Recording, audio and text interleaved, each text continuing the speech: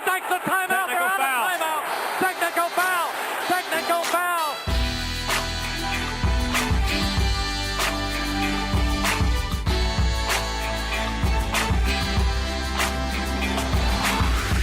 Man, I'm so glad we kept that music, Tate. It's so good. That was the one thing that everyone was really, really worried about, was that change the name to whatever you want. You can get rid of the teed-up name, just do not get rid of the intro music. People weren't even excited about getting a new feed. They were more upset that we might lose the music. And I can't blame them, but we kept the music. We're here. It's One Shiny Podcast. We're back again with our, if you didn't listen to our first podcast, we did yesterday the top 25 teams that, and not the 25 best. No, just our the teams, 25. Our 25 that we found the most interesting. What do we do, Titus? We made it about us. We make it about us. That's what we do best. So we had good teams in there. We had very, very bad teams in there. Maybe the worst team in basketball. Congrats, Pitt Panthers. So today we're here with our top 10. Again, these are not the teams that we feel are the 10 best teams in college basketball.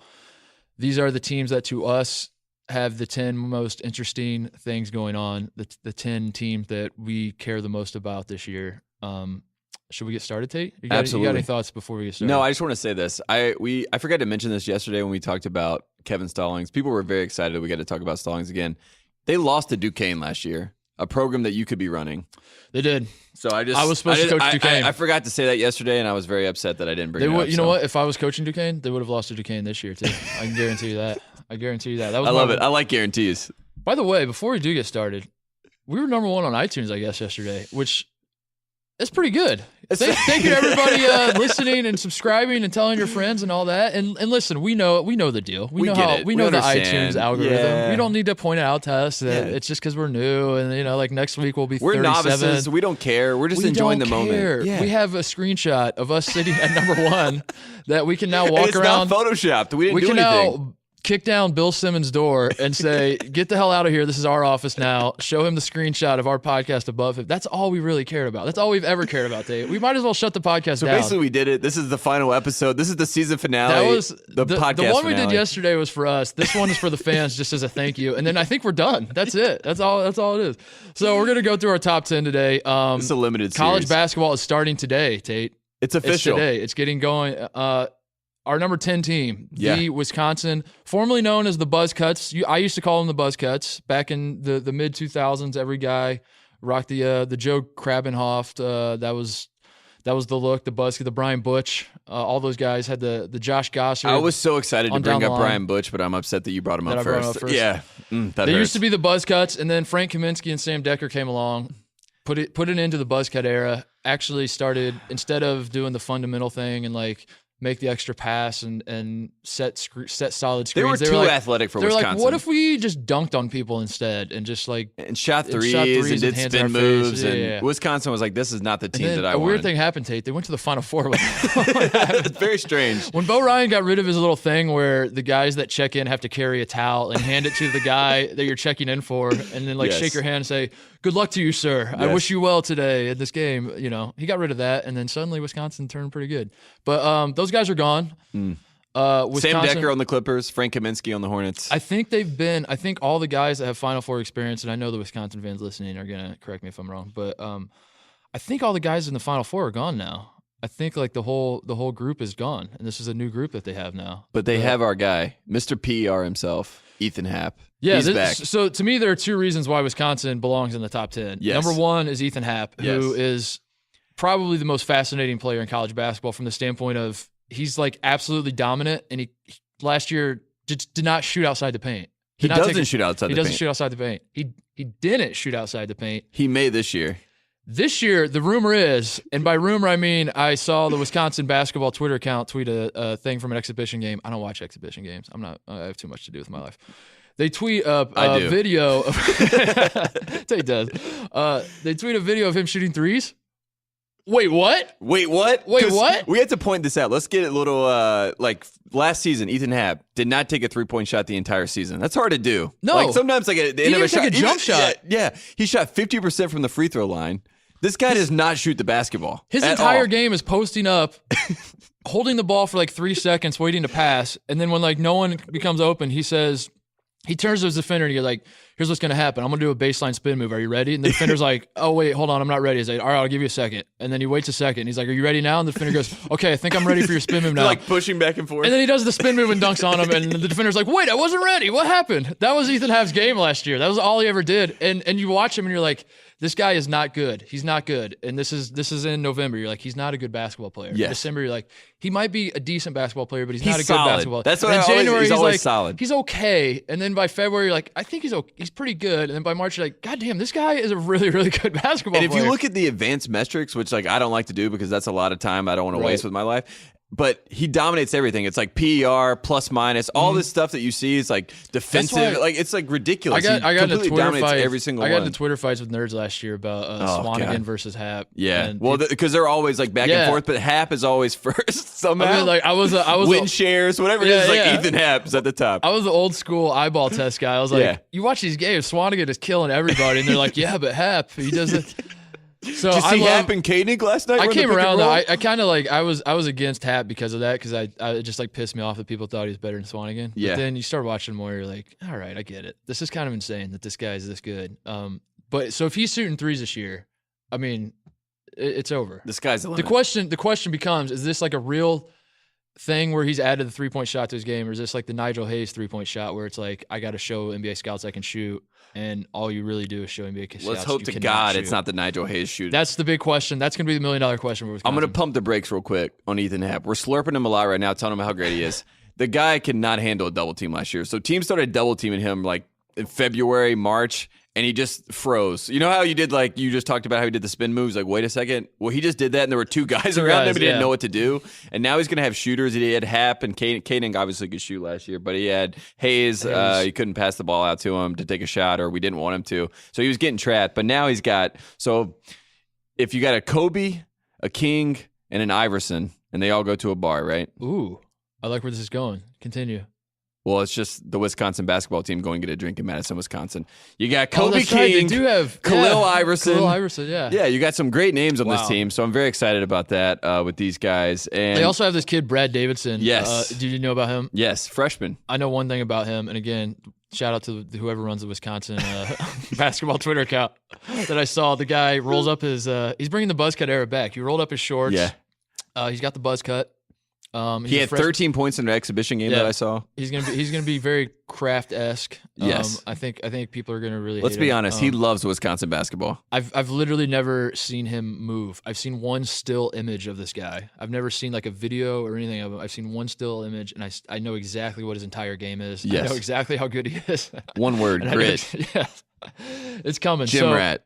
So the first thing that to me made Wisconsin interesting is Ethan Happ. The second thing is Wisconsin has finished in the top 4. Every Wisconsin fan knows this by heart. The top 4 in the Big Ten since Bo Ryan's been there. Since 2001, they have finished in the top 4 of the Big Ten standings, which is just, to Wisconsin fans, that's the biggest deal in the world. To the other Big Ten schools, we're like, okay, You're cool. like, cool, dude. Cool, Yeah. top 4. Nice. Awesome. Nice. That's amazing. You're a premier program. Yeah. Congrats. What kind of streak is that? But I think the streak ends this year, Tate. I really do. And I think deep in their hearts, Wisconsin fans know it ends too. I think like we have too many teams in the Big Ten now. Top 4 is actually sort of becoming now it does more mean impressive. something. Yeah, now it's actually meaning something. But the team they lost Hayes, they lost Koenig, they lost Vito Brown, they lost Showalter. Yep.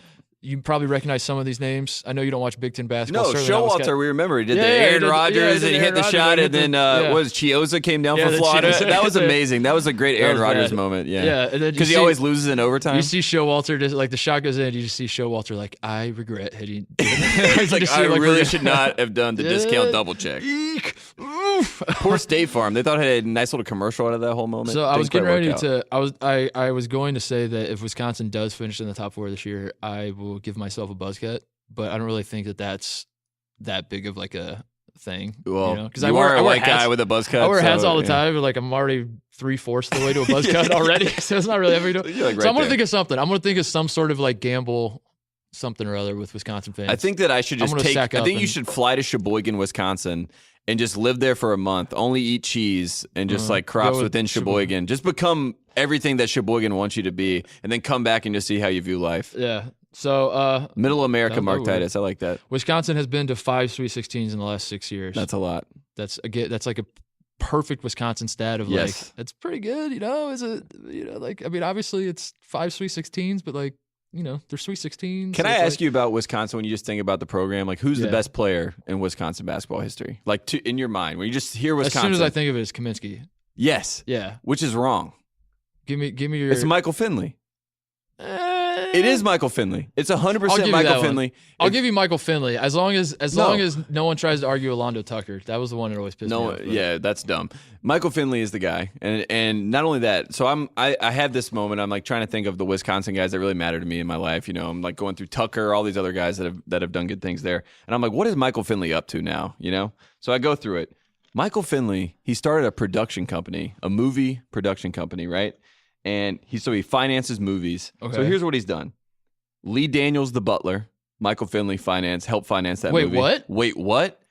Tom Cruise in American Made, the blockbuster movie that just came out, financed by Michael Finley. Wait, what? How are we not giving Michael Finley more credit? This dude's out here just making movies and stuff. I hear the Ringer editorial staff, just their ears are buzzing hearing us talk about this. Why are we not writing about this? This is a story. This is a feature. Oh, no. None of that. This is not a story. This is just, I want to know what the hell Michael Finley was up to, and he should get more credit. But it made me upset that when I think of Wisconsin, I think of buzzcut dudes, and I should be thinking of Michael Finley. So that was just my apology to Michael Finley for all these years for just being wrong, basically. For being overshadowed by. And not going to see American Made with Tom Cruise. Come on. You want to move on? Yeah. Number 9, the Wichita State Shockers. Boy, do I have some questions about this program. Tate is a mid-major hater, notorious mid-major hater. No, I'm not. Come on, Shockers. So the skinny on Wichita State won 30 games heading into the tournament last year. Ended up winning 31. They beat Dayton in the first round. And at the time it was the who's going to take over for Tom Crean game where Archie Miller was playing Greg Marshall, and then Greg Marshall won, and everyone's like, oh, it looks like Greg Marshall's going to take over. And I was like, nah. We'll just go with Archie. Well, Indiana has Indiana basketball Adidas money, and then there's Koch brother, richest people in the world money. Stick to sports. Stick to sports.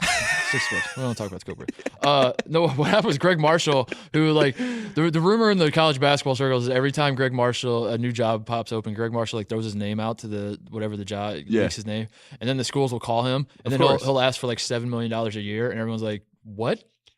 What? $7 million a year? You've been to one Final Four? What is it? What was it in Alabama, right? That in 2015 he got offered like 4 million that it got leaked out, and then he weirdly was now making that at Wichita State. It was like, how did that happen? I remember he someone told me, I forget who, one of the ESPN college basketball people that are. I hope it was Seth Davis. It was probably. Who cares? It doesn't matter who it was telling me that he wanted the Tennessee job sort of, but he also wanted like $8 million a year, which is just completely absurd. I mean, I don't know. And they were like, we'll pay Rick Barnes $4 million. It's more than Nick Saban makes, So anyway, that we know of. That was back to my point. Wichita State wins 30 games heading into the tournament. And getting rewarded by winning 30 games, which is very hard to do in college basketball, they were handed a 10 seed. My favorite seed in the tournament. It's so good. So the Wichita State brass got together, said, "This is bad. We can't have this happen. Where we got to get out of this conference. We got to get out of this conference." Yeah. And they joined the American. At the time, I thought, "Who cares? It's a set. Wichita State. They're a good program, but are they a prominent pro? Like, should I care that a second tier program went to a second tier conference?" The answer at the time was no. I've thought about it. I'm actually kind of excited. I'm excited to see them actually play like real teams now. They have to play real teams for the first time. I mean, so basically everyone loves Kim Pom, talking about that. They've been in since 2011, right? They've been in the top 10 in Kim Pom at the end of every year, and everyone's argument against it is, well, look at the competition. Of course they dominate the competition. That's what everyone says. That's what everyone says. That's everyone's voice. Yeah, that's the collective voice. That's the collective voice of everyone that says that. My whole thing with that is, first of all, Kansas. Why are they scared to play Wichita State? Because they have nothing to gain. Because when Wichita State beats them, it's like the biggest deal in the world. When Kansas wins, they're like, oh, you're supposed to. Well, okay then. Kansas State. Why won't they play Wichita State? Now, that's a good question. Nobody will play them. There was a state senator in 2013 that tried to put a bill in for them to it was a mandatory for them to schedule a game. I love it. And it didn't go through, of course. I just don't understand. Like, this is, promote Kansas basketball. It's a great basketball state. This is this is always the thing with the double-edged sword of Wichita State doesn't play anybody, but no one will play them. Exactly, everyone's scared to play them. Yeah, but they are a prominent enough program. It's like if you lose to Wichita State, it's like a Final Four I think team. now it's fine. Like who cares? I think now it's fine. I remember when Ohio State lost to Wichita State in 2013. Yeah, because Ohio State was in Gonzaga's region. Wichita State beats Gonzaga, who was the 1 seed, and Ohio State, I think, was the 2 or the 3 in that region. And so Gonzaga loses to Wichita State, and I'm like, we're going to the Final Four. This is amazing. Ohio State's going to go to the Final Four. And then, because we gone to the Final Four in 12, I was like, we're going back-to-back Final Fours. Yeah. And then we lost to Wichita State. But at that time, it wasn't really that embarrassing because they were pretty good that year. So that's another upvote for that. That's what I'm saying. Like, but at the time, it's just slowly becoming, I don't know. At the time, like losing to Wichita State, you're like, we can't lose to Wichita State. And then we lost. You're like, actually, that team's kind of good. And then here it is 4 years later, and you're like, looking back on that loss, that wasn't really that big of a deal. Not at all. And can I ask you just teams. Greg Marshall in general, like where does he stand? I feel like a lot of people are split on that. We talk about like the top coaches in college basketball, and obviously, Bill Self, Coach K, all these guys get thrown out. He's one of the cool names now to throw out. It's like, what about Greg Marshall? You heard about this guy, young up and comers? What is he, like 53 or something? Yeah, he's really been coaching forever. He's been around just as long as everyone else, but everyone's like, well, what about that young guy, Greg Marshall? So Wichita State brings back basically the entire team that won 30. They ended up winning 31 games. Yes. I think they lost one guy. Yeah, McDuffie.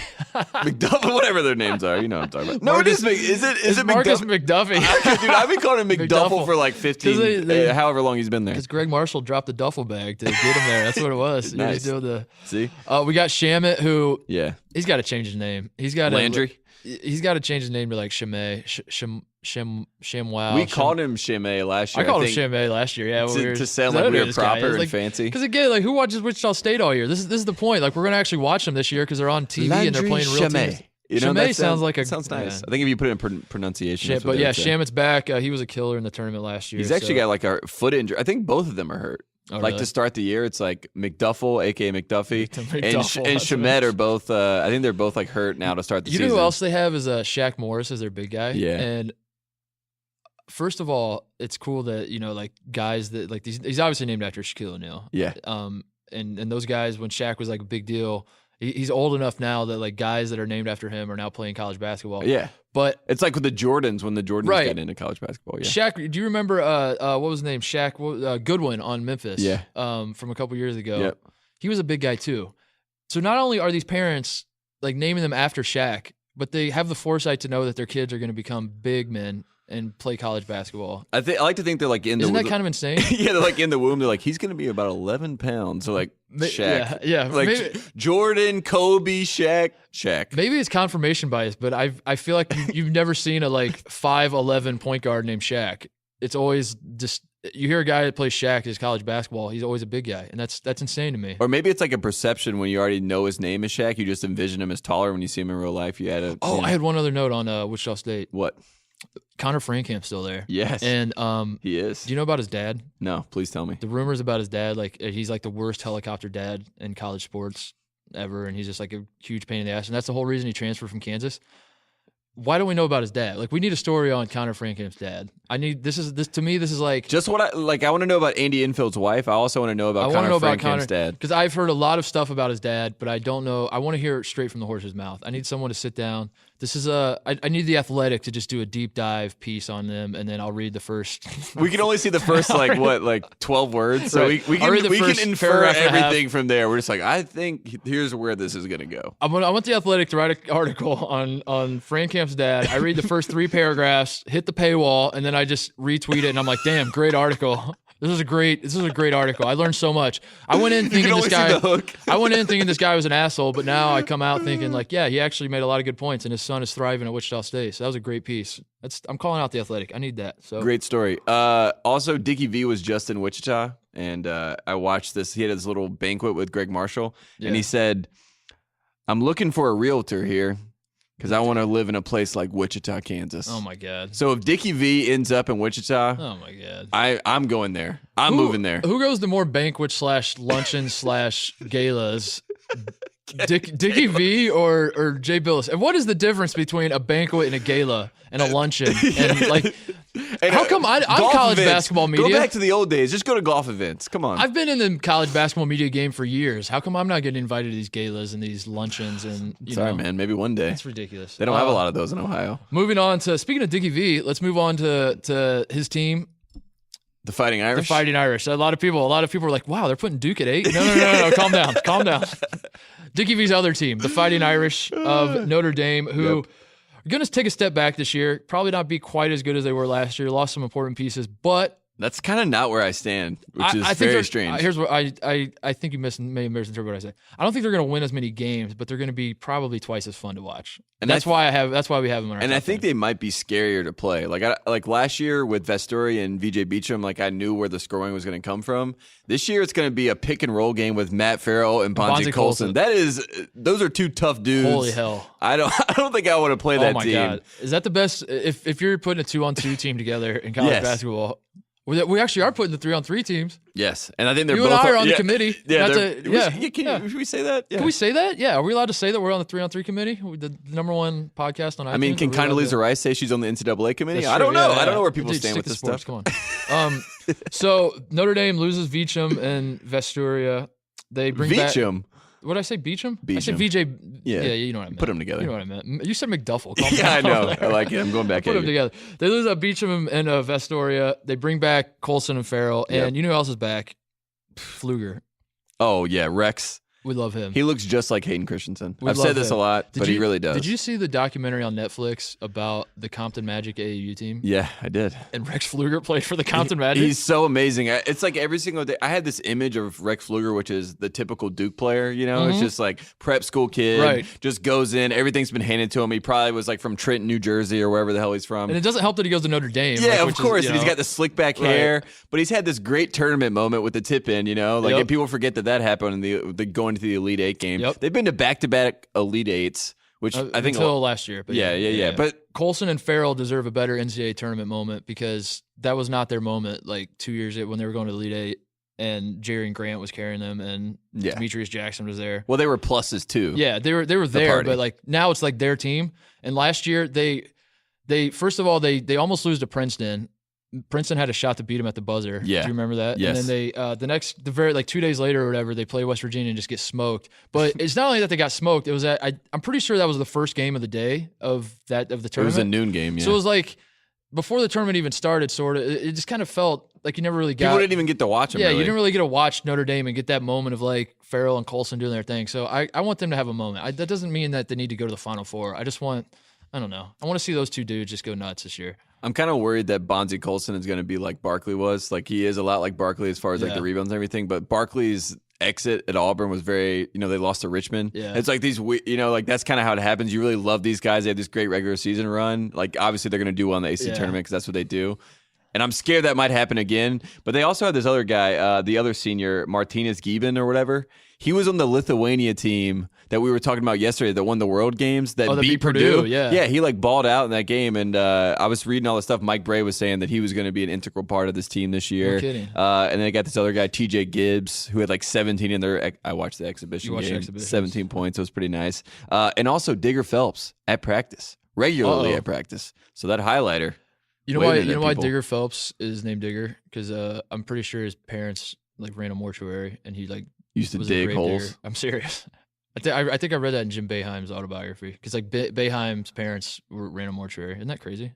That's kind of dark. Yeah, I was kind of hoping for another. yeah. I thought it was gonna be something cool from like the 70s. Like you dig it, dig. Yeah, like something like that. But wow. But that's not the case. So Notre Dame, number 8, probably.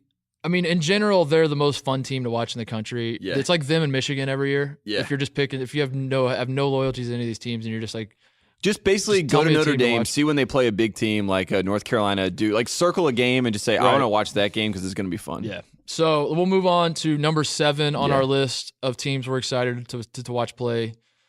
Kind of low.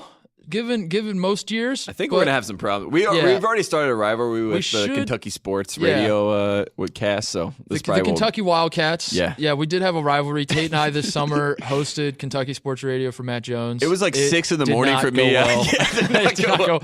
I was frozen. We had no idea what we were getting into. They reached out to us. They're like, "Do you want to host?" We're like, "Yeah, we know Kentucky and basketball. Whatever, we'll do it. It'll be fun." And then it was not fun. It was like fun in a fun in a way that like it was a fun. I could not believe that it spiraled the way that it did. I was like, wow, has this changed? Well, the quickly. problem was we started out throwing haymakers. The problem was we thought people knew who we were. And no one knew who we were. No. We assumed that we were going into like our podcast audience because like those of you who listen to us regularly kind of know what we're about and we have little shticks. Know that if we make fun of you, we're probably gonna like say something nice later. You know, we mainly pick on people that are good and they don't need us to praise them. Yeah, so like Tate and I love Malik Monk and we were kissing Malik Monk and De'Aaron Fox's and ass all year. I adore Malik Monk right now. We love so much about Kentucky. Yeah. But then we also don't like other things and think it's fun to make fun of them. So we started out when we were hosting, and we started out with the making fun of part, and that was very upfront, and people had no idea. They were just shocked. Remember, get this shit off my radio. Yeah, some guy literally said that to us, and we were frozen, but we made it happen. Anyway, we're here to talk about the actual Kentucky team this year. Talk about these kids. Yeah, so. You're not into recruiting as much. I'm not into recruiting, so I'm gonna let you. So, like, if I just were to ask you, if you were just a basic normal fan, like, I don't understand how people figure it out in Kentucky. You know, it's really hard to figure out new teams without like going and digging up all the stuff on these guys. But it seems like everyone in Kentucky all of a sudden is like, well, I know Quade Green's gonna be good. I know Nick Richards. You know, it's like I don't understand how all this information has been disseminated to everyone. And they all know. The information makes it to Kentucky, but nowhere else in the country. Nowhere else. Like no one else has any idea who these guys are or how good they are. And Kentucky's like, oh, I know everything. And they know well, Quade likes to go left most of the time, but sometimes he's working on his right hand. I'm like, what? How the hell do you know this? Like, where did this come from? It's amazing. Scouts don't even know that. So, the only thing I know about Kentucky is this. I put this together. So if you listen to the former podcast that we had, it was called Teed Up. Rest in peace. R.I.P. I used to make fun of John Calipari for saying my guys all the time, and he talks about his guys in the NBA, and he loves my guys, and it's all about my guys. And we found out this summer that he gets, or a few weeks ago, I saw he tweeted he gets a printout of the stats of all of his guys in the NBA. Yeah, and every morning he usually tweets them out if they do well. Yeah, and every morning John Calipari's getting these stats. But then I put it together, and then I thought, like, do you think he's getting Daniel Orton stats from Brazil, or just no? Just the it's weird. It's just the NBA guy. Yeah, his guys always tend to be like the better players. It's weird. Confused. What happened to Darius Miller? Yeah. So I was reading an interview though that he was doing about this team, and he started calling them these kids, and then it hit me. It all came together. It was like, you show up in Lexington and you're one of these kids. And that's how he says, he's like, I have these kids. We have these, we're trying to teach, how do I reach these kids? How do I reach these kids? Cartminto. And then the goal, if you're one of these kids, is you want to have a good season at Kentucky and become one of my guys. That's how it works, Tate. That's the evolution. It's like a caterpillar to a butterfly. That is his recruiting pitch. I see you. I'm John Calipari. You're Tate Frazier. I'm recruiting you. I see you being one of these kids.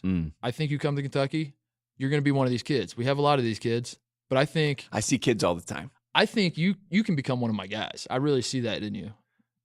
Thanks, Coach Cal. Now, where's the money? That's great. That's my take. So keep an eye on that this year. That's his move. I will always keep an eye on that. I want to talk about. So they got this guy. Could have been the original none and done, Hamidou Diallo. He tested out the waters of the NBA draft. Calipari convinces him to come back. So no longer, now he's the none and almost done. That's going to be my new nickname because none and done didn't stick. None and one and done. How about that? None and one and done. None and one and done. So he has this rule for Diallo this year. He's probably going to be their best player. But Calipari right now, he has a mandate that he's put in for Diallo. Shoot a three and you're coming out. Ooh. So that's something to watch. I can't play for that coach. Yeah, so I can't play for that coach. Neither can I. As shooters, we can't do that. But so basically, the whole season, I can't wait to watch because Calipari does this stuff. He used to do this with Boogie. It's like if you take a jump shot, like you come out, like he has these weird little rules for these freshmen. So Diallo is definitely going to break that, and I can't wait to see that happen. He's going to have like 30 points at halftime, and then he comes out in the second half and shoots a three, and Cal's going to be like, I changed my mind. Hey, kid, come here. Yeah. And then he's going to get his guy, Brad Calipari, to come in. No, not his guy. His kids. Oh, yeah. One of his kids. They're still his kids at that point. Do you think he calls him his kid so that he can refer to Brad as his kid? You know, and everyone's like on the same page with Brad. Like they get it. Like that's why he can. Yeah, how does Brad feel about like he's not special? They're all his kids. He has no. Well, that's always been the case, right? Do you know that Brad? So I did a lot of research on Brad Calipari. This is Cal's son. For people that don't know, he's a sophomore. He has to call him dad. Do you know this? That's weird. He doesn't call him coach, right? He calls him dad. That's weird. So at practice, when it's like, hey, we're going to run the 3-man weave. You know, someone's like, hey, coach, like, who do you want to run the first set? He's like, hey, dad, should I be in the second set? Wow. Could you imagine that? That's weird. That is the strangest thing I've ever heard. He does call him dad. That's gonna hurt Kentucky this year. I want to move him down. Actually, we had him at 7. I'm gonna re-slot them at 10, I think. Like Tyler Self's not calling Bill Self dad. No, you know, he's calling him coach. One more thought. You and I say Calipari differently. You say Calipari. No, you say tomato. You say tomato. I say tomato. It's Calipari. I think it is Calipari. It is Calipari. But I think he mispronounces his own name. I say Calipari. It's calamari. I mean, the food is calamari. You change the M for a P. Why would it become Calipari at that point? I think That's in the South, everyone's always call him Calipari, and I think he's had to adjust. I think when he was in Massachusetts, it was Calipari, and then when he went south, everyone's like, Coach Calipari. You know. So do you think Kentucky's gonna be good this year? Because I don't follow recruiting, and that's their entire team. This is like the youngest team they've ever had, right? Yeah. So he keeps saying that this is the youngest team. Yeah. I think the two guys to watch out for: Kevin Knox, who's like a legitimate scorer, going to go to the NBA, a wing player, like unbelievable. PJ Washington, the two of those guys. PJ Washington's dad is the coach of Findlay Prep, Nevada, the school that turns out all these guys. So he, was obviously a big recruit for them to get. Those two guys are going to be good. But the one I want to talk about is Vanderbilt. So he's a 5-star guy. He's basically the Harry Giles of this team. They're saying he'll be back. He has his left knee thing that's been flaring up all the time. They said he could be back by January. But Cal said he's going to be back earlier. But he's saying he doesn't know. So who knows? That's something to watch out for. Who knows? A none and done. Could be another none and done. Yeah. Moving on, keeping it in state, we are going for number 6. It's only fitting that we go with University 6. The Louisville Cardinals. My favorite team in basketball this season. I cannot wait to watch what happens. My first thing, Dave Padgett, the interim head coach, for people that don't know, he took over for Pitino. All the headlines I've seen, the team is much more relaxed with Dave Padgett. Now, folks, there's no way. So let me get this straight. The team was getting prostitutes brought in to take care of their needs. Yes. And then they got a new coach, and now they're more relaxed. Yes. Interesting.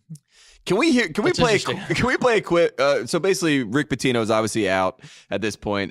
He has some thoughts about the situation at Louisville. Yes, we need to play this. Let's hear his thoughts on this, and we're going to chime in afterwards. When you say the University of Louisville, the people there are the love of my life, the other coaches. I worship the ground that my players walk on. That's how much I love them. But to me, this Board of Trustees, locking me out of my office, telling me I'm dismissed before facts came out, let it develop. They're not the University of Louisville. They're a board hired by the governor to deal with the president's situation a while ago. They're not the University of Louisville that I know. Oh, my God. I worship the floor that my players walk on. Okay, Jay? Why does it? Who is handling their firing worse, Rick Pitino from Louisville or Bob Knight from Indiana? Because just shut up, Rick. Just stop talking. This is not the Louisville that I know, Mark Titus. Just stop talking. Like everybody knows that you. Everybody knows that you know. We have evidence that you know. We all know that. Just be like, you got me. I honestly think that the FBI has like text messages between Rick Pitino and the kid and Gatto, the Adidas guy. I think they have actual paper trail on this whole situation, and he's still going down. And he's not just like he's not caping anything. And he's trying to. I don't understand it. Why he's giving interviews and the guy to is Jay Billis. It's I ridiculous. love Jay Billis. Like, that's maybe not the place to go out. Like, Jay just sat there. He was so stunned that he was having this conversation with him. He was like, I can't believe Rick Pitino wants to talk to me. He probably thought he was dying in front of him. I mean, you see him like crying and he's got the white face and the puffy eyes. I said it's like Voldemort. Like, he's on his last Horcrux. It's like the end. The end is near. I'm so curious to see how Louisville fans feel about Rick, because I'm sure I think they love him. I'm sure right now they still love him, but when you realize what's about to happen, what's coming, I still love him. Nothing's changed. He provides us with content. Let me tell you this. Rick Pitino is who I thought he was. He's exactly who I thought he was. I never thought he was anything different. I don't know why we expected. Like, we're in this moral quandary now with Hall of Fame. Like, we want good guys to be in the Hall of Fame. We love good guys. Good guys aren't always great. Good guys at don't win sports. basketball games. Exactly. That's why when coaches are about to get fired, the media always says he's a good guy. That's the sign for he's a shitty coach. Is when they're like, we're like, Tom Crean is a great man. The better the guy you are, even when the media starts saying you're a good guy, you're in trouble. When Tom Crean is a great man, I was like, shit, he's gone. It also means send in your resume because we want to hire you at our TV network. Right, basically, that's true at this too, point. It's like, that's the sign. And no one ever said Rick Pitino was a good guy. Ipso facto, he was a great coach. That's how this works. That's how this always works. I'm gonna miss that white suit when you look like Tony Montana. So, the interesting thing about Louisville, besides the scandal, is like I almost want to just assume that the program's a disaster and a they're going to be a dumpster fire this year because of everything going on. But they're not. They actually are pretty good. I would have told you, scandal doesn't happen. Let's say that never happened. If you talked to in July, if you were to come up and say on the street, hey, what's up? What do you think about college basketball? Who would you pick? I would have said Louisville because of Deng Adele, because of VJ King, because of Mahmoud. Like, they have every single piece Mahmoud of love. They have a piece of like every single thing that you need to win a title. I feel like they have. And if Adele takes the next step, which is like, I'm a scorer. They got Quinn Snyder, senior point guard. Yeah. They literally have every piece that you need. Other than Rick Pitino and the prostitutes. And Brian Bowen now. Is he eligible? What's the story there? Because I conflicted forward. On the podcast yesterday, we mentioned that he was eligible, but then I'm starting to think that I think he was just cleared by the FBI and he's not actually eligible. So that was my mistake. I led you astray there. Yeah. So I told you that the FBI had gotten rid of him, so I thought that meant that he was fine at Louisville. And I knew he was on campus at Louisville, and I was not wrong about that. So Brian Bowen, he's the guy that was implicated in the whole scandal with the FBI. He's on campus. He used to be, if you went to the Louisville roster page 3 days ago, it would have his name on it. He's now been deleted from the roster page. He doesn't appear in the media guide, but he has access to all the university's basketball facilities. But he's not permitted to practice with the team. So is he on scholarship? Yeah. Interesting. That makes no sense. I don't get it. So I don't think he actually can play on the team, but he's being able to use the facility. It's like basically a reprieve for like, sorry, we know that you got caught. I feel bad, kid. I mean, I'm glad that he's getting able to go to school if that's what he wants to do. But I just think it's weird that he would be like, he basically now could just be working on a machine and the team can't really engage with it. I don't know. It's really strange. I've never heard anything like it. My counter is this: for 4 years at Ohio State, they let me use the facilities, and I never got to play either. So, I know. So you're saying it happens? Yeah, there's a precedent to this. Yeah, Louisville has a really good team. Like, obviously, they have a different coaching staff, and that's going to be those things matter. We're interested to see how much it matters. If they start sucking, then it's like, well, obviously, the adversity became too much. If they start doing well, then they rallied behind Greg all the Paulus adversity and his defensive tactics. It's going to be so good. So the jury's still out on how this is going to affect them. We have to wait to see before we build our narrative. But do you think Padgett will be the coach at Louisville? I think so. I'm not like, obviously if they go out and win one game or whatever. I think what's going to happen is they're going to go after Chris Mack and make him a Godfather offer because it's Louisville and like Pitino might even be there and just to drive home the Godfather thing. Chris Mack is going to consider, because it's going to be so much money and just such an insane opportunity. He's going to accept the job, and then it's going to be Coach K to the Lakers thing, where some kid writes him a letter and says like, this means so much to me. You have to come back, coach. And then he thinks about it. And he's like, Xavier's my home. I can't leave Xavier. I played here. He's never leaving Xavier. I don't think he's ever going to leave. But I think that's going to be Louisville's plan, is they think they're going to get Mack. I got to jump in on that Coach K to Lakers thing. Every freaking body got offered the Lakers job by Mitch Kupchak. Everybody. It's just he didn't want you to leak it. He's the only one that leaked it. I made the mistake. I prematurely mentioned Coach K. God, so annoying. I can't stand that. Hey, so I have this game I want to play with you. So Louisville hired Greg Paulus from Ohio State. GP. He got fired with Thad Matta. Yeah. They also hired Trent Johnson as an assistant. So you got these guys that have been bouncing around. I forgot Trent Johnson was even. They hired Trent first. I didn't know what happened to Sorry, Trent Greg. Johnson. So the game I want to play with you is he still coaching Division I basketball game? Let's do it. I'm going to give you some names. Yeah. You tell me, is this guy still a Division I basketball? We're going to do head coaches only. Yeah, So if- please don't do assistant So if coaches. I said Trent Johnson, the answer would be no. He's not a head coach. Yes. But I'm going to give you some names of head coaches. And Do I have to name the school too? no. Just tell me if you think he's still coaching. All right. So we'll start off easy. Larry Brown. Well, high school. He's coaching high school. He's not even coaching high school, is he? I think he's coaching high school. I thought in he wanted to Philadelphia. coach high school, and they were like, "We don't want you to." Maybe the high school got rid of him. That's embarrassing. He's toxic. No one wants it. Yeah, Larry Brown's not coaching. Someone hire Larry Brown. Steve Lavin. No. No, he's at Fox Sports. Yes. Steve Lavin's Yeah. actually really good on TV. Hey, Steve Lavin added me on LinkedIn. Shout out did to he? you, Steve Lavin. Hey, Steve. Hey, listen to the podcast. Friend of the program. Billy Gillespie. Is he still coaching Division I? Think about it. No. He's not. Is he high So school? what happened is he's back at remember he took a JUCO job Yeah, 2 years yeah. ago. He cheated his balls off. They had every single game forfeited from that season. So he leaves, and now he's back at that same JUCO. No, so he came back? Yeah, he's Nice. coaching there this year. Yeah, so that's what Double Gillespie's up to. jeopardy. So he's Never not, works. but he's not Division I. Kelvin Sampson. No way. He's at Houston. Still the head coach of Houston. Oh my God. Wait, what? He's the best. Good for you, Kelvin. Tim Floyd.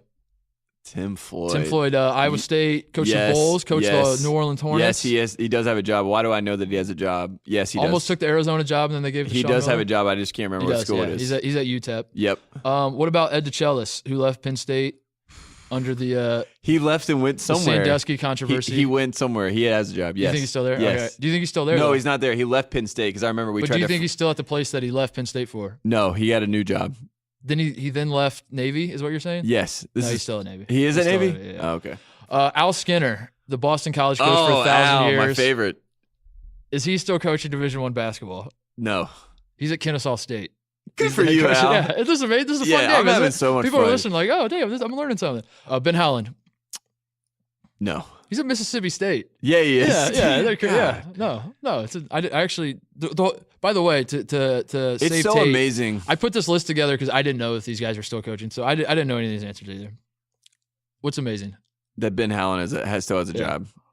You know what? Ben Howland, good for you. He got Malik Newman. Wes Miller, your boy from North Yeah, Carolina. UNCG. he's a great- yeah. Shout out to I Greensboro. thought I could squeeze a North Carolina one by you. Thanks. Steve Fisher.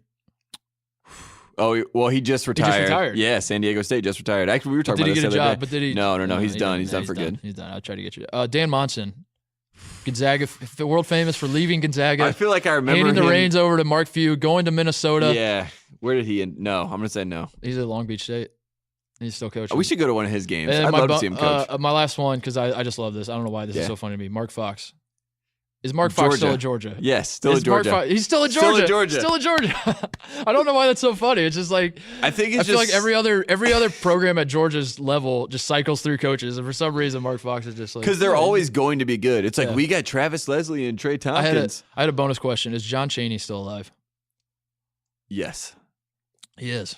Yeah, I was surprised. Because I was actually looking at coaches the other day that are like, because I was like, who else is in Bobby Knight's territory that can still Yeah. comment on these things? Like, Still who else still really cares about John Woody and Still cheating alive. this late in life? Let's use that as a segue to another Philadelphia area team. You can't say Philadelphia team because people from Philly actually get really mad when they say Villanova is a suburb. They're in Villanova. They're not in Philly. But Oh my God. let's talk about the Villanova Let's Wildcats. talk about flip, Philadelphia. The defending. I don't know how I was going to phrase that. They won the national title 2 years ago. That's what I meant to say. And then last year, Jay Wright went back to being Jay Wright, as we say. That was such a great comment right there. So Jay yeah, I Wright know, being Jay Jay Wright Wright. back to. But Tate and I do this thing where we make fun of the People that don't have a descriptor for Yeah. someone, they say someone is being themselves. So it's Yeah. like, that's Hank Aaron being Hank Aaron. LeBron James in the That's fourth just quarter LeBron is just being LeBron. It's and like, I don't really know what Tate that and I, means. Tate and I love when that happens. So Yeah. we start doing shtick, and then I actually start saying it seriously. I don't realize it because I'm making fun of it so much. So anyway, Villanova this year, they lose Josh Hart. Yeah. They lose Chris Jenkins. Who else did they lose? Josh Hart, Chris Jenkins. I mean, that's pretty much it, right? No. And Daryl Reynolds. Oh, Reynolds. Yeah, That was yeah. the guy. That's who I was thinking of. Yeah. So they lose those guys, but they bring back really good players. Hard to get a sense of this team because I feel like you and I love them, and the rest of the country doesn't as much. And are we wrong? No, we're I don't not. think we're They're not. the best team in the country. And the reason is the legend of Phil Booth. And for people that don't remember, I saw Phil Booth firsthand, the 2016 national championship game, where he had, people forget, career high, 20 points, 6 of 7 shooting, 6 of 6 from the free throw line. Basically won that game. Everyone wants to give Chris Jenkins the shot. I mean, I know it was an amazing shot. It broke my heart. Phil Booth, I hated him. I could not stand him. I looked up everything about him after the game. I was like, how do I got to get rid of this guy in my life. And then I saw that he was going to be able to come back the next year, and he was so young. I was like, Villanova's going to terrorize me with this guy, with Brunson and Booth and Bridges, those 3 guys, and they're still there. They're all, and the Big Ragu. And the Big Ragu is still there.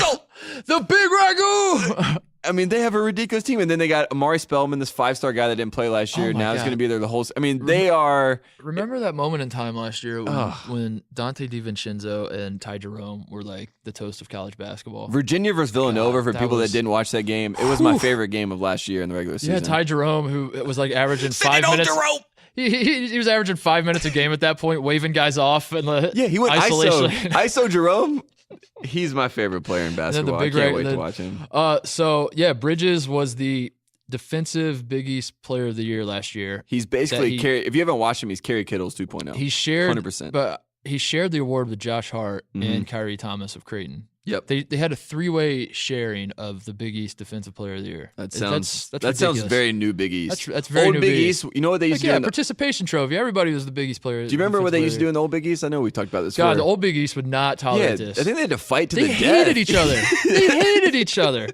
They hated each other so much. Oh, you don't know the old Big East. You think your bullshit Duke Carolina is a rivalry? Go watch St. John's Marquette on a Tuesday night in New York for the Big East? In the Garden. Go to the Garden and watch St. John's and.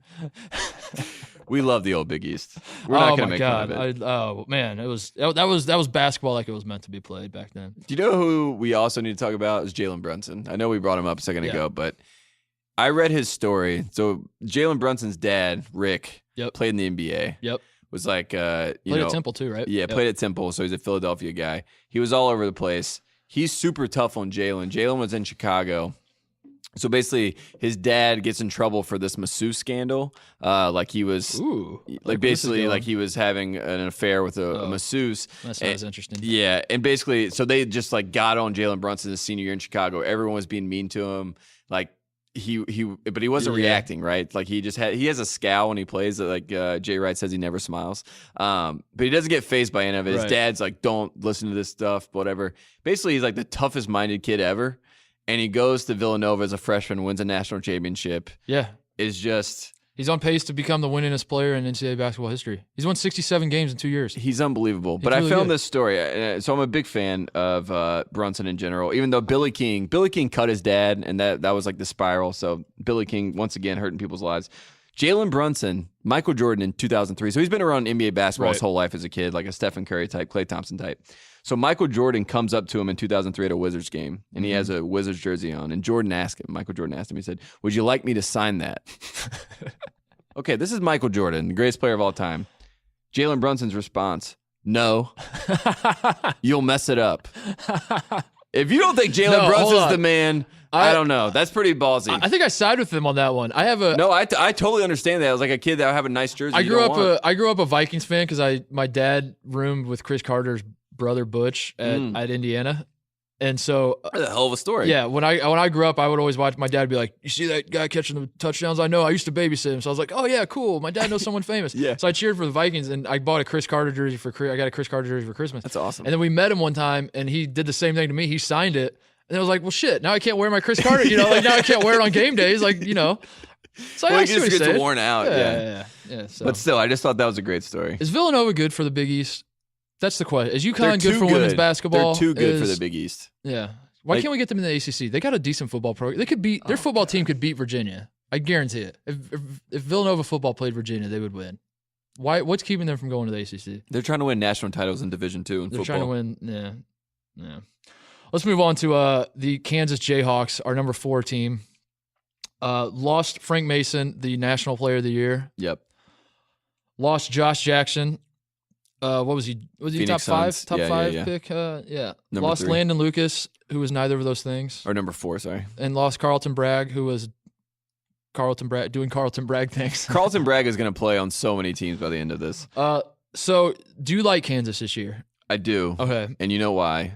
That's the apostrophe, Devontae Graham. I think he is probably one of the most efficient guards in college basketball. And we know people. The weird thing about college basketball, I think everyone wants to talk about wings. Like we were like, Andrew Wiggins can win a title. The only wing that's ever come in and won a title was Carmelo, and that's why he's special in that sense. And that's just because he gets a score at such an elite level. But it's all guards. And like when you have a senior guard like Devontae Graham is a point guard, and then they get this other guy, Malik Newman, who was the number 1 point guard in the 2015 class, went to Mississippi State, transfers there. Now he's eligible. That backcourt might be. I'm not going to say they're better because Frank Mason. Say it. Just say it. Just jump in. I think they're better. You want to say it. I think they're better. I think Graham coming back is better than Frank Mason was last year, and it's just because he's 6'2". He can do more things. Tate's hot take last year was that Graham is actually better than Mason. I know, and Mason was just getting in his way. People were very upset about that. I like Frank Mason. To be fair to Tate, he was also the Marcus Page is just getting in Joel Berry's way. And he was. God, he was. And now he's getting in the way of Michael Carter-Williams with the Hornets. I think now, So that's an interesting thought there. Where's Graham from? Come on, don't do that to me. But shout out Raleigh, North Carolina. So from where John Wall's from. Kansas. This is the thing with Kansas was the thing last year was like Bill Self, who's famous for being the inside out coach, being the post play. Mm-hmm. He loves yelling at his post guys. Loves getting those 19-year-old kids.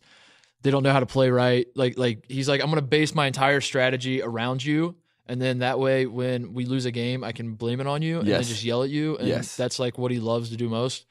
And then last year, he kind of went away from that and decided to go guard oriented. And I don't know if he decided to or if like Adidas decided for him. Or, we don't know how those contracts. We don't know how that works. But we're kind of in the same boat this year. Kansas has like 2 big guys. Yeah, one of them, Azubuike, who is a huge candidate for the lost the pounds of fat thing, where like they say he shed pounds of fat, where like guys lose weight and it's all 100% fat that they lost. Yeah, they never lose any muscle. Who's your favorite Azubuike of all time? I think mine's Kalina. Yeah, he's the best. That's I just want to put it out there. Oh, yeah. Well, there's some more. There's some more, but Kalina's the one that sticks out, I'm sure. He's great. The other guy is Billy Preston, right? This 5-star guy, 6'10" forward. I mean, probably their front line, right? Is probably Preston at the 4, Azubuike at the 5. Right, to start the year. So that's going to be a young front line. So it's definitely. You're going to want to start Newman and Graham, right? The Ukraine maker's going to start. Unbelievably. I can't believe that he's going to start, but yes. Vic's going to start, isn't he? He's a starter. Oh, so Gerald Vic. He's a defensive stopper, I mean. So Preston will come off the bench. Preston might come off the bench. Yeah. So Preston will come off the bench. There's no way he'll start. I didn't even think about that. He won't start a freshman. Yeah, he's going to go 4 around 1 like he did last year. And so have you seen this problem with this team? So they have 3 transfer guys that can't play. They have the brothers Diedrich and KJ Lawson. They have to sit out, and Charlie Morris to sit out. So they only have 10 players that are eligible. Ooh. So one of these top guys has to play with the scrubs team. So they were beating this team by 55, like in the exhibition game, and so they had to play either Preston with 4 guys that are terrible, like Lightfoot and all those guys. Not terrible, sorry Lightfoot, but all those guys that are just like garbage time players for them. That when you're up 55, so they have to play one of their star guys with them. So it's either we play 2nd round surefire pick Svi Mikhailuk or 5-star freshman Billy Preston. Yeah. And they're in this weird predicament because you can tell both of them aren't very happy about it, especially Svi. Svi's like, I'm trying to get drafted. Like, I'm trying to keep this thing going on. Yeah. Like, I don't want people to know that I'm really this bad. But I will say this, Svi Mikhailuk missed all 7 of his 3-point attempts in their exhibition game on Tuesday. So I'm so excited to watch him this season. We're back for the Ukraine maker. Let's move on to number 3, the favorite to win the Big Ten, the heavy favorites, the Michigan State Spartans. Ooh. The preseason national player of the year, Miles Bridges. Is this the year the Big Ten finally wins a national title? It's been since 2000. This is team cleaves. This drives me nuts. I don't like the conference pride thing when it happens with football. I'm very hypocritical with this. When Alabama wins the national title and Tennessee fans are like, "Yeah, SEC, we did it again." I hate that. It's the worst. But nothing worse than that. However, I need the Big Ten to win a basketball championship. If I have to need the Big Ten to win a basketball championship. And is this the year, Tate? I think it is not. Yeah, I don't think so either. And I wish it was because I'm a big fan of Miles Bridges. Here's my problem with Michigan State is guard play. I Okay. love Cassius Winston. Yes. I think he's a great player. Can't play defense. He doesn't play defense. Izzo has this really short leash on him. Like he pulls him out of games and puts Nairn in and basically relies on Nairn to be the guy, and he's just not good enough. So I hope that if Cassius becomes one of those guys, like I'm Kalen Lucas, or I'm one of these or I'm Keith Appling, whoever it is, if he becomes one of those guys for them, then yes. If Cassius Winston transforms into Muhammad Winston, I was trying to make like a Muhammad, like Cassius Clay becomes like the legend Muhammad. Yeah, I don't know. Sorry. Ali Winston. Yeah, that'd be good. Yeah. But yeah, I don't know. I don't see them doing that. But I will say, Jaren Jackson, freshman. Yep.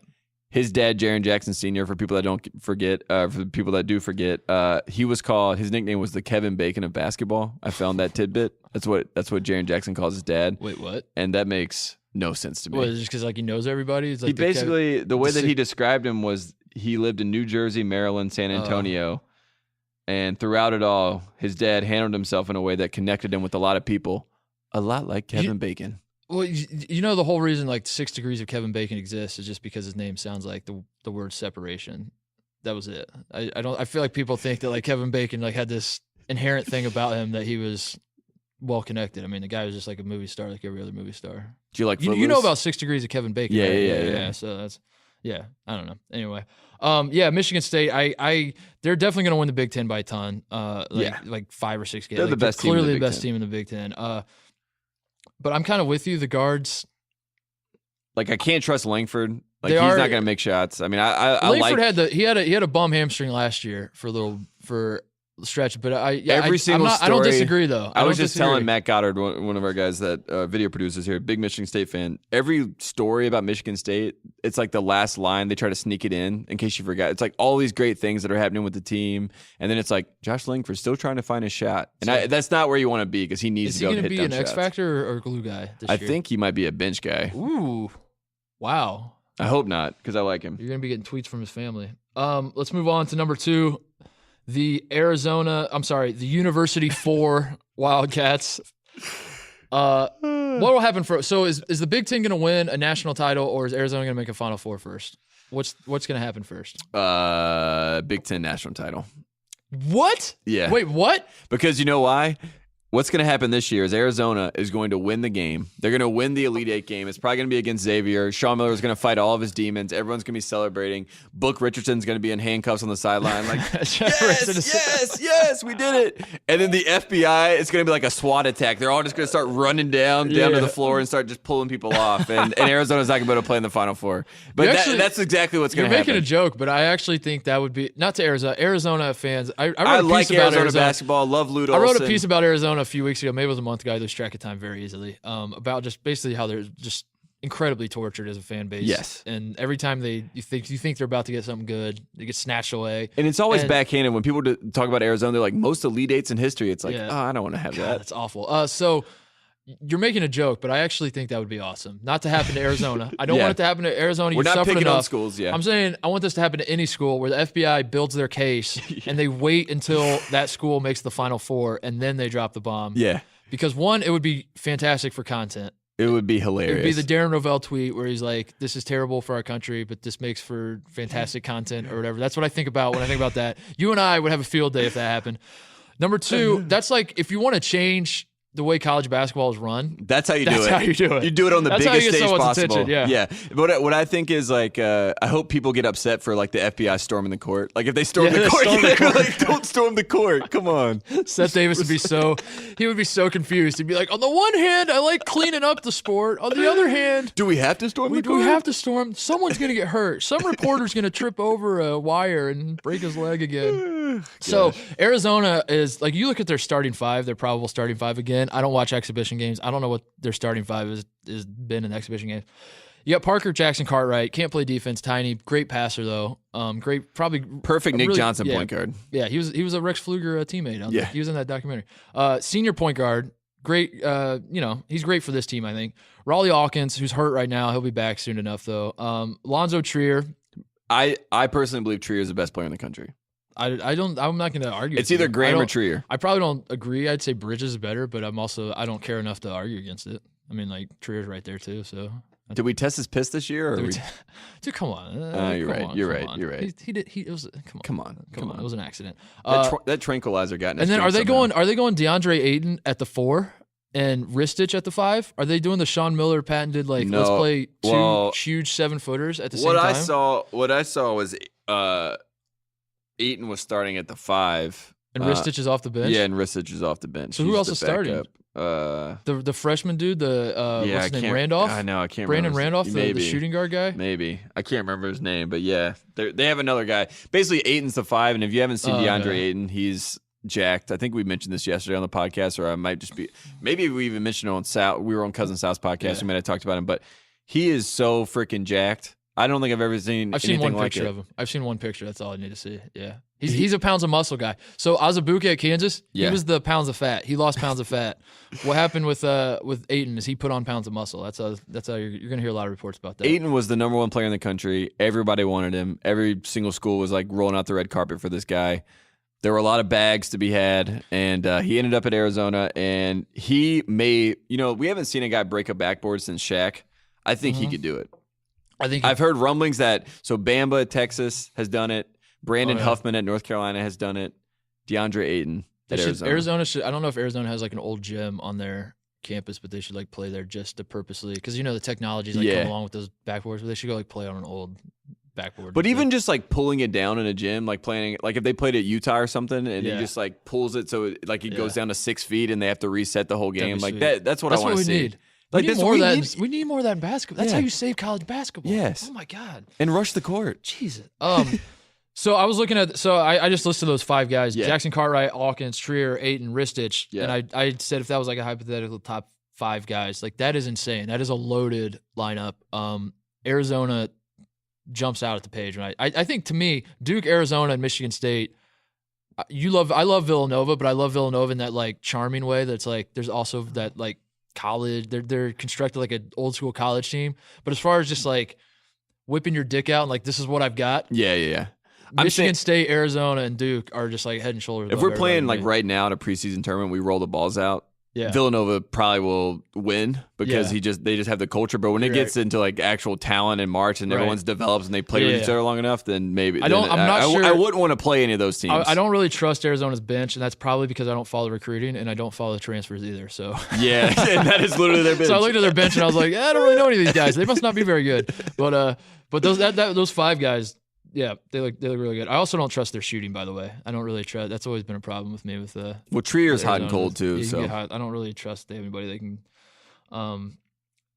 throw the ball to and get a 3-point. But anyway, I was getting excited. I was looking at our next team and I got a little too excited. So our number 1 team, Tate, to wrap up this pod, to wrap up our previews, which makes me disgusted. Your Ohio State Buckeyes. We did it. It's Duke. It was always Duke. Yeah. It was. If you're a new listener, we love Duke. No, we don't.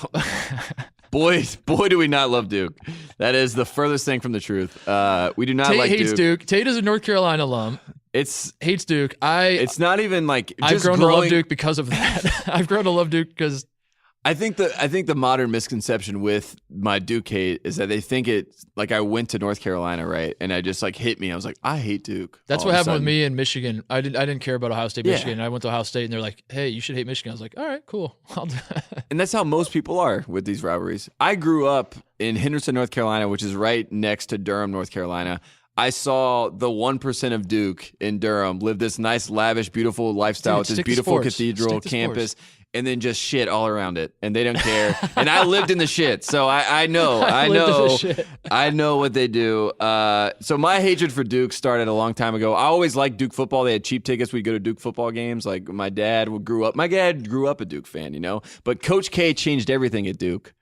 Everything. Yeah, I think that's pretty well documented that Coach K changed everything at Duke. Yeah, for the worst. That's a great scoop you have there. Yeah. Well, let's talk about hell. Let's get in. Let's jump in. I'm burning. I'm stepping back. I'm passing you the ball and stepping back and letting you take care of this. We talked about Carolina yesterday. You were a little off your game. I had a migraine yesterday, and I wasn't ready to fight back for North Carolina. You got a good night's sleep. You're ready to go in on Duke. All right. Go ahead. First up, Coach K. What's he talking about this season?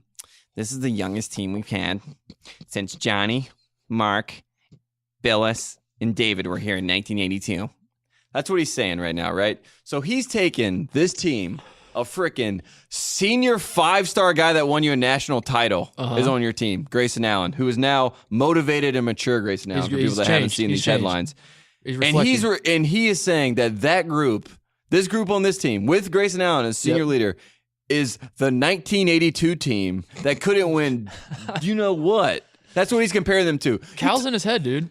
I have never seen anything. That's the Calipari move. The spin zone of that with the narrative of this team is unbelievable right now. They have Marvin Bagley, he's the second team preseason All-American right now.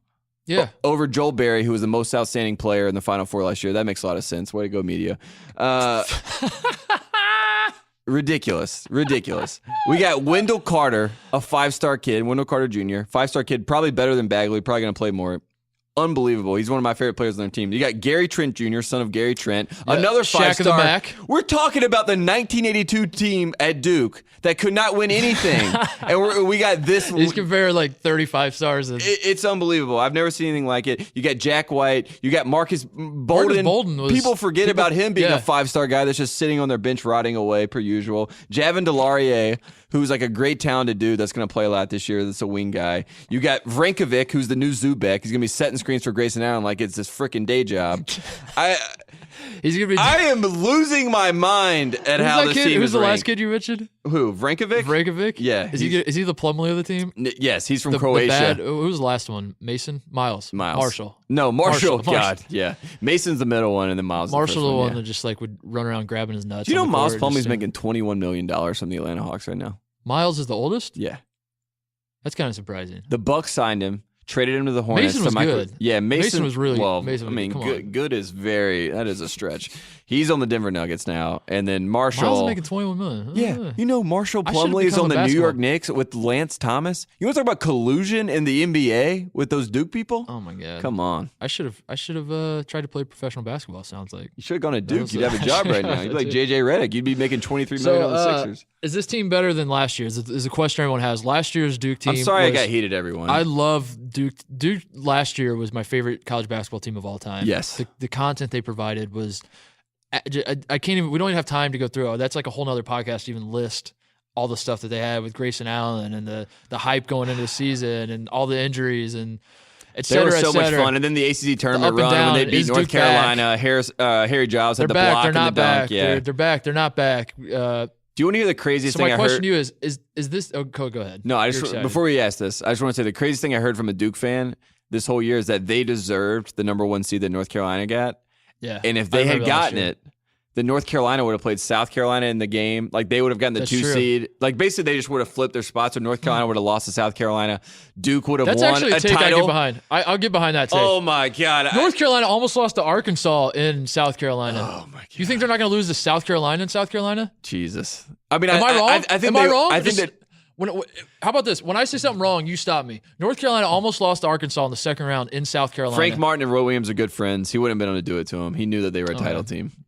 Okay, so my question to you, back to my question, is this team better than last year's team? At this point, right now, where we were with last year's team, where there's 40-0 talk, I was probably the one doing it the most because I knew it'd be funny.